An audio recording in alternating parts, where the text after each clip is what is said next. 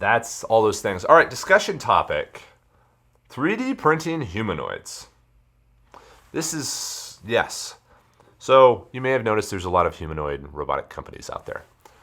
All of these companies have been running into an issue of just supply chain and raw materials. Every manufacturing company is running into issues with supply chain and raw materials if you're a US-based manufacturer. I was spoken to some filament manufacturers over the last week or so, and even ones that are made in the USA are purchasing the raw material from Chinese sources because it's cheaper to have it shipped across the ocean. Which is an odd scenario, but it is what it is. The raw materials inside of the United States are in a really weird spot. You guys have heard me talk about purchasing spools. For me to purchase plastic spools, I have to send an email asking for a quote, and then I got to send a PO, and then I got to fax them a check, and all this silliness. Our logistics company requires payment by check. Spools require payment by check. These very fundamental pieces of infrastructure are just very antiquated. If you're on manufacturing Twitter, you see people talk about actuators and motors a lot. But it also applies to bearings, it applies to wheels, all these things. We've kind of made it a little part of our mission to help with this because 3D printing solves a lot of these problems. So we're going to release an application for making wheels that will have bearings in them, or it could be rollers for conveyor or whatever. That'll be turning loose. And then as far as actuator and motors, those are hard, but not unsolvable. You can make a motor pretty easily. There is the machinery to make the motor pretty easily. Even us with oil stick right now, it would be really easy for me to just call up some manufacturers and have oil stick be made in China and just ship us boxes and crates of tubes, pre-filled, ready to go. The reason I don't want to do that is, quite frankly, management of suppliers is more frustrating to me than management of machinery. And being able to, again, bring that infrastructure over here for just filling plastic tubes efficiently is useful to me. And in the context of the world, I'm just like, it's worth the investment to build out an automated assembly line for making these things. But in the context of humanoids, I built robots back in 2016. I ran a company called Slant Robotics, which was another project where we were working on home robots. And during that project, we made one of these robots and we needed some wheels. We needed wheels that were 6.35 inches in diameter, which is not a standard diameter.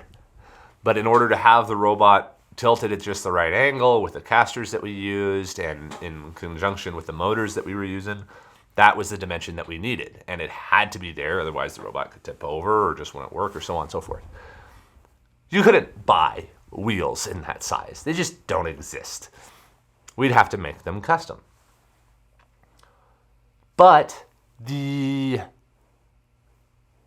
So in order to get a hold of them, we didn't print them because when we were doing it, I thought it was dumb to print them. I cut them out of a board of plywood. I was like, here guys, here we go. I just put it on a bandsaw. I knocked out some perfect circles on the bandsaw. And I was like, great, we got 6-inch wheels. But now we had this robot using custom cut wooden wheels, which were fine. They functioned fine for everything that we were doing, but it was weird. But this was a very simple example of just this problem. We were not going to cut a mold for these wheels. The robot was too early. And as time goes by, we knew we would change the design and iterate on it. My whole philosophy of like iteration on hardware as fast as you can on software applied back then. These humanoid robotics companies are having to cut molds for a lot of parts. Machining's not so bad, but cut molds and then tool up and jig everything else, all these things. It is very expensive to change the design of a robot because you have all this infrastructure from the factory on down in order to keep it going. And a very simple example of this with humanoid robots are the covers, the housings of the bot itself, the fingertip covers. Those types of things are all, for some companies, they're still 3D, they are 3D printed. For other companies, they just cut the mold. And they're like, we have $2 billion, cut a mold. I don't care about 50 grand. But it will matter down the line because as they have to iterate on this humanoid hardware super fast, because these humanoids are very complex machines that have, and the more complex the machinery, the more likely it is to break. And when it breaks, you need to fix it, i.e. redesign it. And if it's a cut mold, your life is going to suck.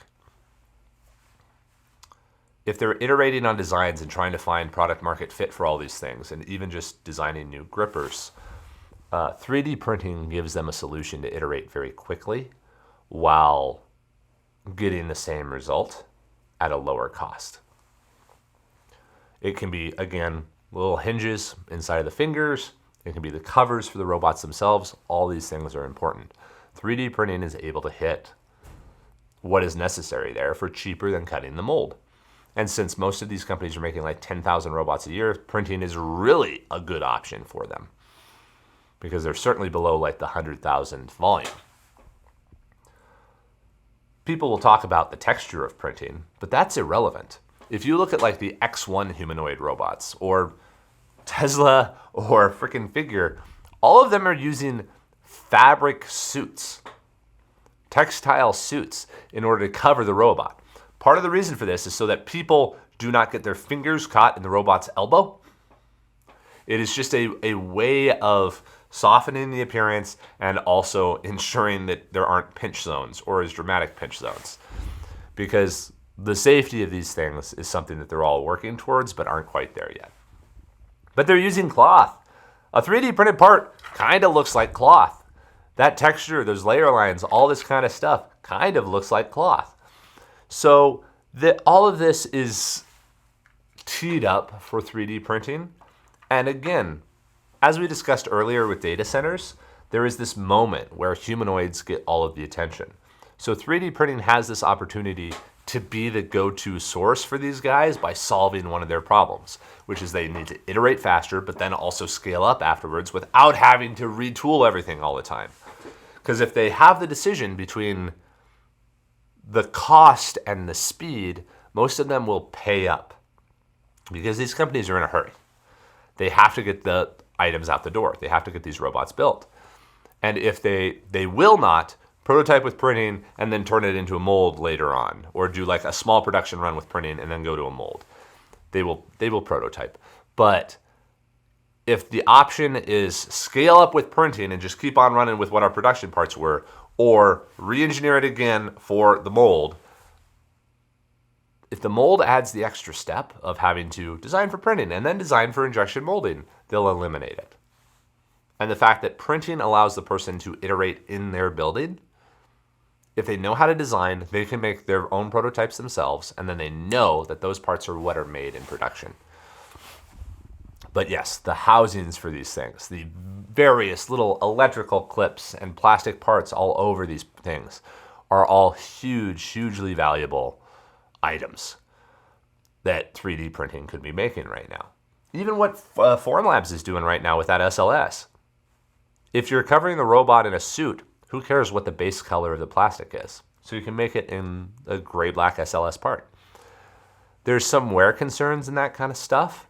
There's some lightweighting concerns, but lightweighting is also important with these things. Being limited by injection molding and the slowdown that design style requires is a huge opportunity for 3D printing companies to just reduce the overall cost and time budget that these companies have in order to produce these parts. But then this extends even further. The wheels, the gears, many of these parts and pieces can be printed, should be printed. And printed allows you to shortcut all of the infrastructure of labor and training and CNCing and injection molding tooling and just jump to, you design the part in-house, you qualified it in-house, print more of those with no notes, move on from there. So this is a tremendous opportunity for the industry and for us, like in this context, all of our tools are built for this. Companies can upload a file, instantly get a quote, and then buy 1,000 of them today without having to email anyone. It is amazing to me. We built the instant auto quoter on our website. We daily get emails from people saying, hey, yeah, I'd like a quote for the part. Can somebody get in contact with me? And we're just like, upload it right over there. It'll tell you what it costs. In the context of echo chambers, we do work on manufacturing Twitter. And over on manufacturing Twitter, there's this kind of, not hype, but this push of everybody should have an auto quoter on their website. Why can't I just upload the thing and buy it? Like Syncut Send or Slant 3D or PCBWay, whatever. And everybody's just like, why would anybody want it different? I'm like, I agree with you, but still talking to the customers, they want to talk to you. There is an expectation of a sales process, which hyper efficient people don't really want or care for. And yet for some reason in manufacturing, it's just like culturally a part of it to where, no, I call up Joe and he tells me what the quote is going to be. And he tells me what this wheel that he's made 12 times before is going to cost now. And then I buy it again. And I'm just like, why? Why? Go up, tell us what your file is. We'll figure out how to write a little bit of software. And we'll tell you what it costs to make so that it's easy for you. Why do you want to make it harder, turn it into a 20-minute conversation when you can just go buy your part? Now, I understand relationship building inside of these companies is important. And if you're dealing with somebody who's going to buy $100,000 worth of stuff, conversation's a good idea. That's what the sales team is for. But if you're ordering a prototype or 100 parts, go.